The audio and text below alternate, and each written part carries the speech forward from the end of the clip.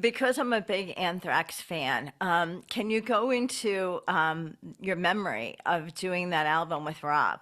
You know, was there one or two songs that really kind of felt like they led the album, or what's like a little bit of that for you? Um, I mean, I always love Safe Home. I mean, I love every song on that record, to tell you the truth. And I had a great time working with that band because at the time, most of the bands I work with were baby bands. So our lives were very different from each other. Like when we'd work with the band and be like, "Oh, let's go out to dinner," they'd be like wanting to go to like McDonald's, and I'd be wanting to go to like, Il Molino. Like I'd want to be doing something a little bit more in my lifestyle, and it was sort of cool because the guys from Anthrax, like I knew a couple of them when I was in high school. Like we used to rehearse at a rehearsal studio right next to them, so it's like I've known them in and out for literally since I was in high school. So it was great having a shared experience with people that were more like my peers rather than, kids that were like 10 years younger than me.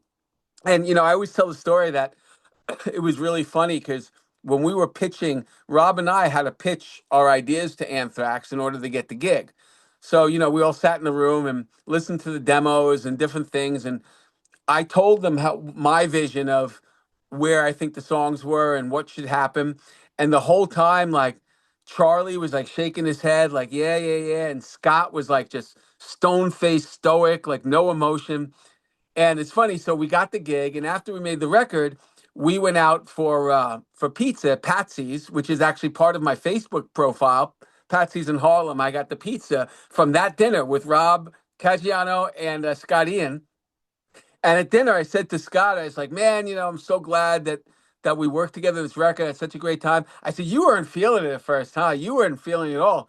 He goes, "Dude, what are you talking about?" He goes, "I was feeling everything you said. It was Charlie who wasn't feeling it."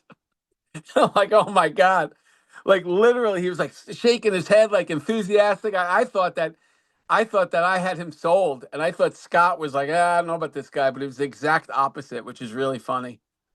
That is really funny. That album to me is one of my favorite Anthrax albums. Me And too. yeah, and when you mentioned Safe Home, that the lyrics to that song mean so much to me. And